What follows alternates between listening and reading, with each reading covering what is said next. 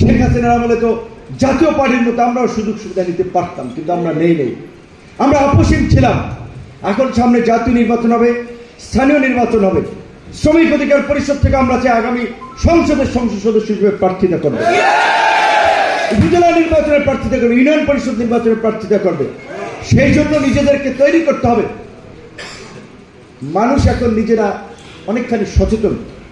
সবাই এক প্যাকেট বিড়ি কিংবা 5টা সিগারেট একটা চা খাইয়া 500 টাকা দিলে ভোট দেবে, সেই পরিবেশটা কিন্তু এখন নাই। এবং আরো আপনাদেরকে সচেতন করে তুলতে হবে যে 500-1000 টাকা নিয়ে এলাকার খারাপ একটা মানুষকে নেতৃত্বে বসাবেন কিনা, উপজেলা, ইউনিয়নে, পৌরসভায়।